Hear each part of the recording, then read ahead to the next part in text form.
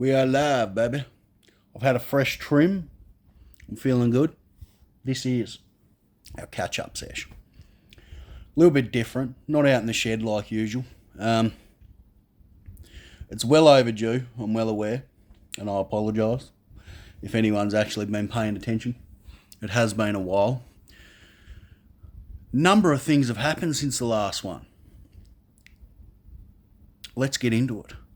So, the comedy's been going. We've been probably doing 1 to 2 sets a month. It's few and far between down here in Tassie. But things were getting a bit out of control with the old bedside Sheba.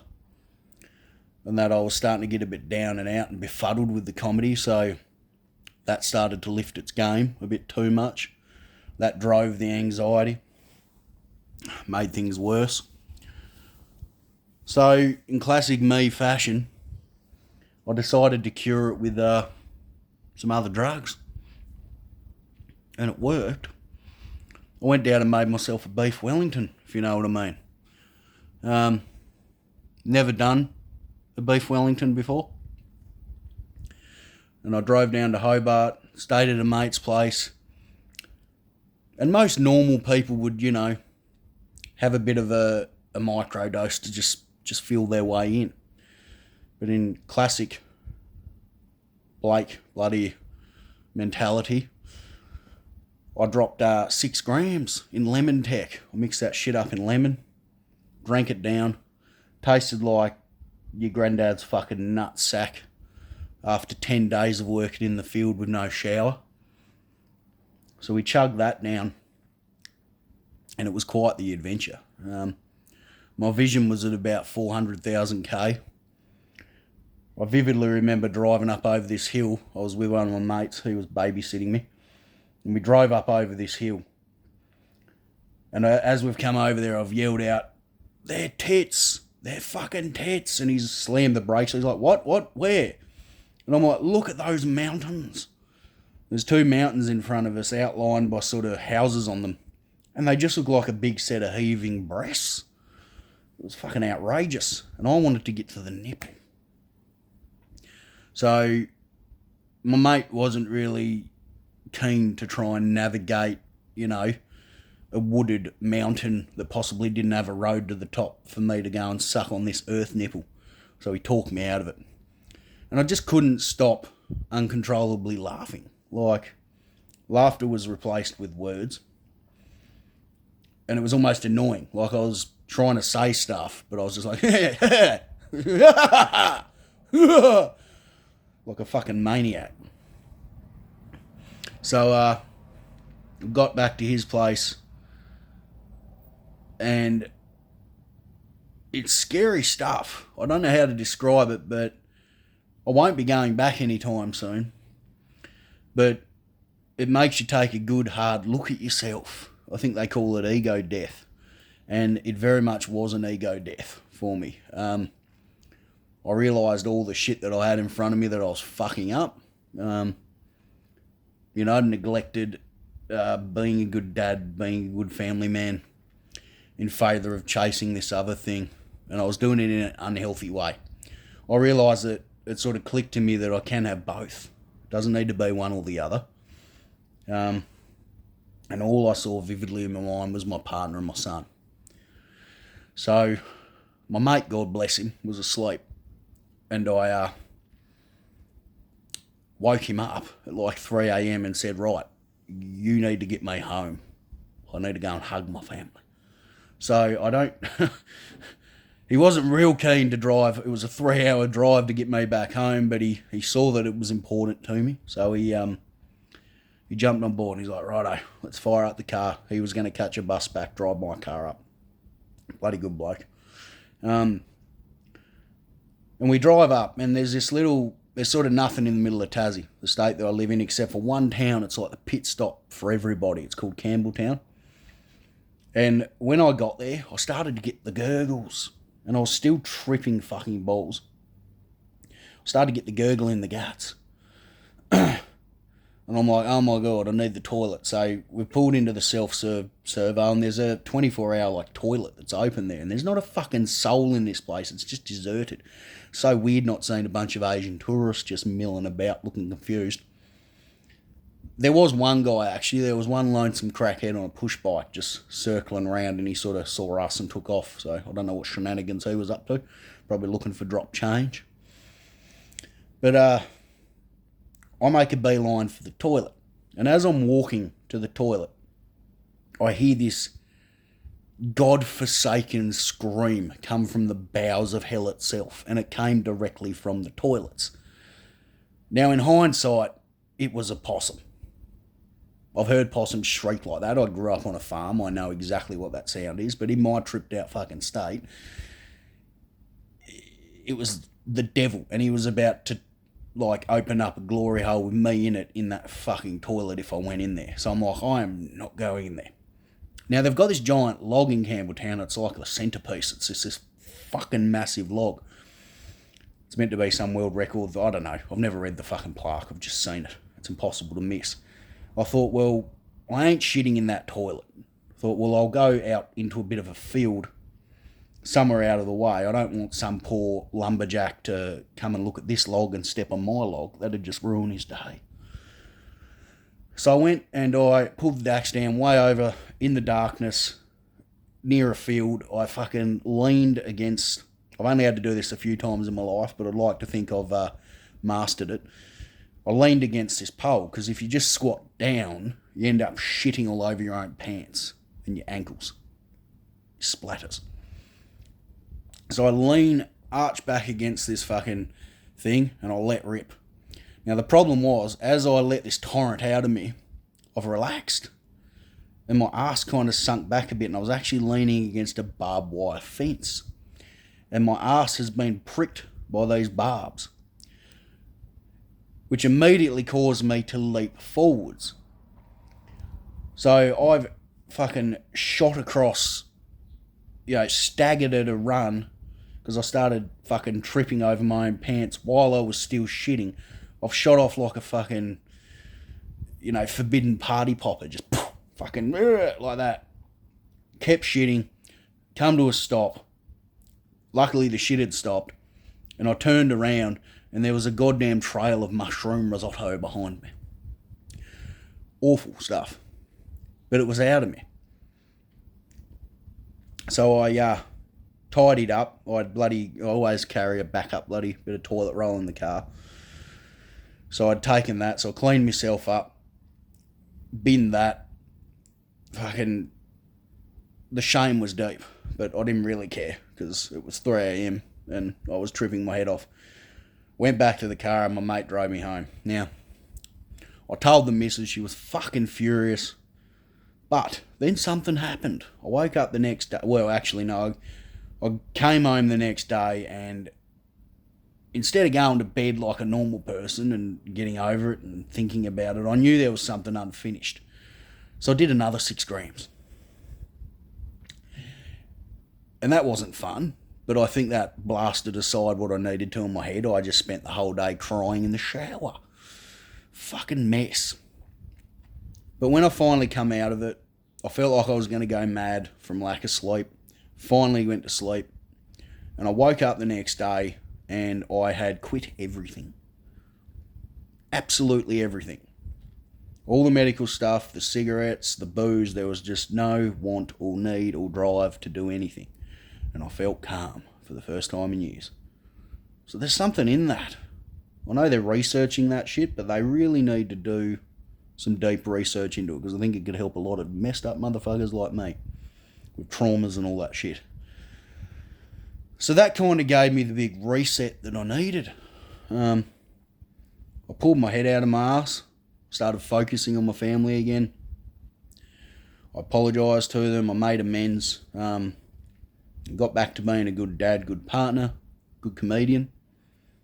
It worked out quite well. The week after that, I headlined Homebrew Comedy in Launceston.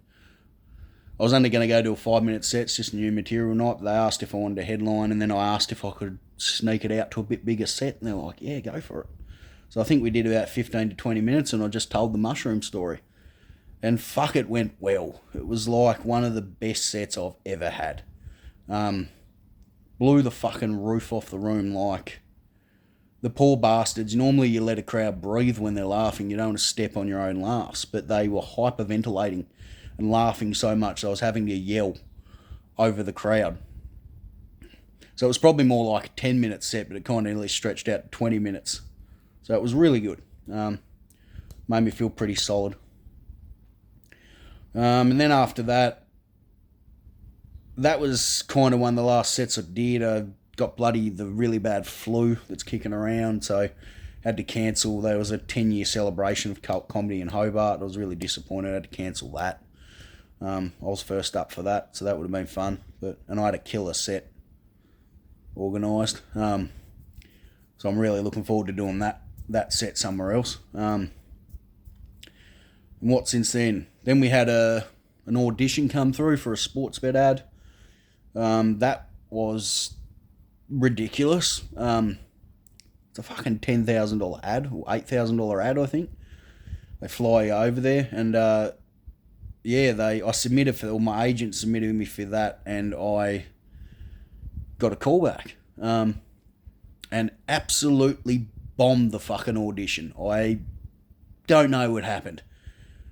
I've performed like for Josh Wolf in front of 600 people and blew it out of the park. You know, early on comedy days, I've been in some bigger rooms, like done fine, but get me in front of a fucking camera phone on a Zoom in front of two motherfuckers.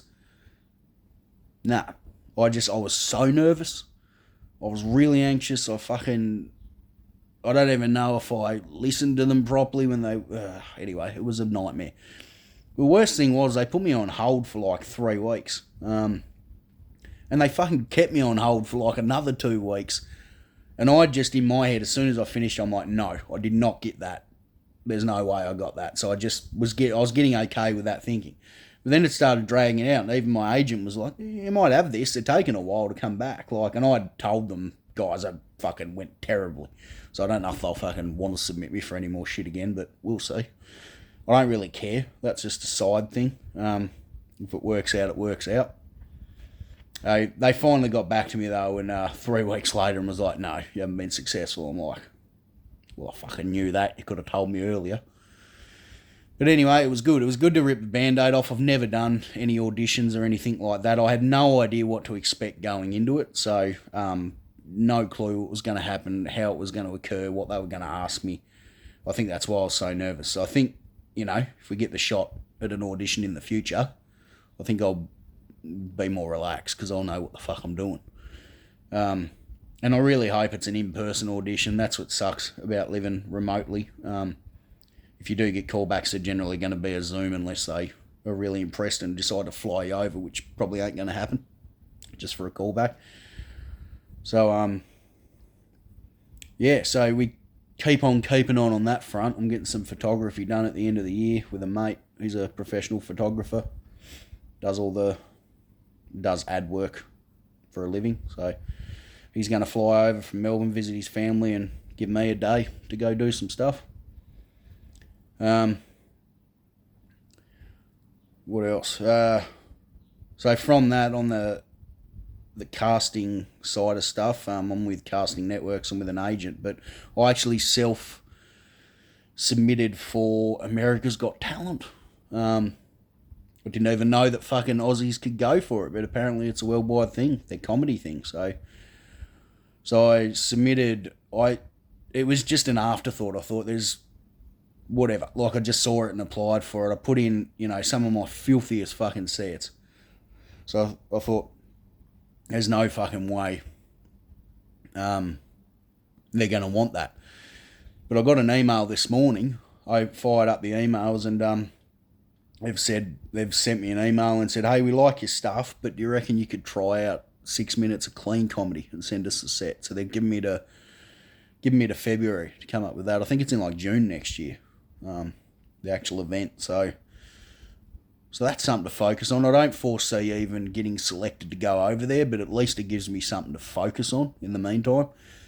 Because here's the next bit of big news. In March next year, I'm doing my first hour. I won't release any details yet, but it's going to be in Launceston. I've talked to a room there in Launceston, Tassie. I'm going to find 2 openers, do it in 2 halves. And I'm aiming for half an hour each half, but if I can land at 20, that's sort of okay. So get an opener in for 10 minutes, 20 to 30 minutes, have a break. Another opener, 20 to 30 minutes, have a break. We'll finish the night. So that'll be cool. I've already got my mind set on who I want to open for me. A young bloke that I met early on in comedy.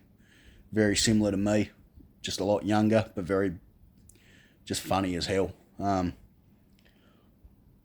just remember hearing him in that room actually last year and he opened up with "My Uncle Jimmy the Crackhead," and I thought this is going to be good. And it was fucking gold. So I'm hoping I can get that boy on board, and then I've got another bloke in mind, and I've got a lovely lady in mind to host the night if she wants to. So we'll see what happens. It's just going to be $5 a ticket.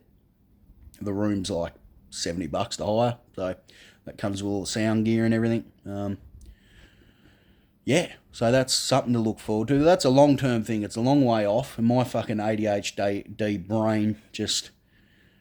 I was getting a bit down because I'm like, fuck, it's so far off. There's no comedy left pretty much in Tasmania for the rest of the year. I had to bow to the set this month down at Brew Lab because of work. Work's just crazy. We're short-staffed and I'm the supervisor, so I can't get out of it.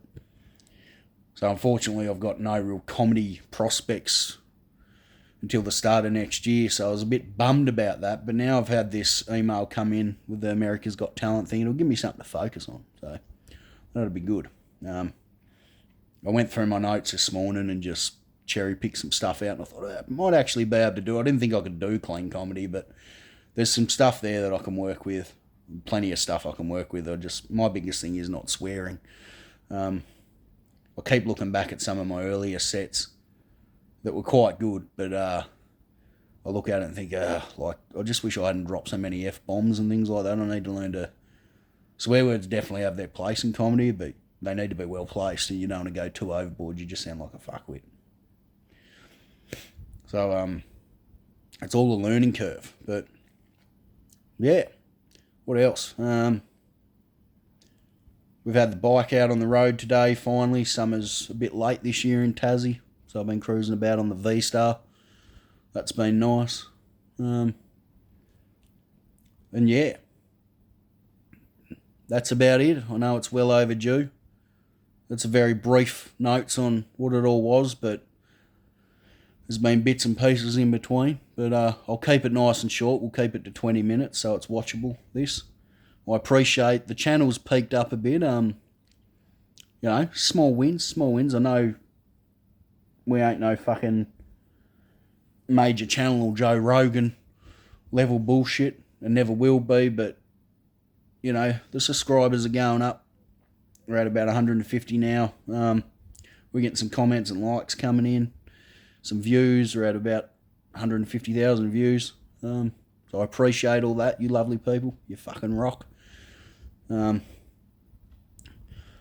that'll just keep doing its thing. I've been enjoying doing the shorts. That helps, the little endorphin rushes here and there. You think of something funny, you throw it into a short. So I've been trying to get, 5 to 6 shorts out a week. One thing next year too, there is a bit of something coming. It's a bit of a, I won't go into it too much. Basically, I'm going to be doing my own shows around Tassie and the mainland Australia, but they're going to be a bit different. And I'll leave it at that, but it's going to be something I think that's not that common in comedy. It's also going to take a bit of balls. I'm going to need a cameraman who can probably fight. So I'm yet to sort that out, but I think in the next month or two I'm going to focus on getting on my own audio equipment. So, I got my heart set on a little portable amp speaker type thing and some light, and I'm going to build a stage out of pallets, just wrap some carpet around it, put some caster wheels on that bitch, and then set my Holden Crewman up for a bit of camping so I can just cruise around. And ideally I'd like to do one comedy show this special type of comedy show once a fortnight. And I'm not sure, we might kick that off in like April after my hour. I'm not sure yet, or it might be earlier. But I just need to get the equipment, get some stuff organised, find someone to help me. That's been the hardest thing. Someone that's committed and willing to work pretty much for free. I'll just pay them in dim sims and fucking dares. I don't know. But yeah, that'll all be filmed and that'll be on the channel. And it'll be called Outlaw Comedy. So we'll see where that goes. But I'm really excited about that. So that's where we're at. This has been a catch-up sesh. Not so much the sesh, more the catch-up. I hope you're all well. Hope you're all chasing that feeling. Hope you always chase that feeling. Have a good week.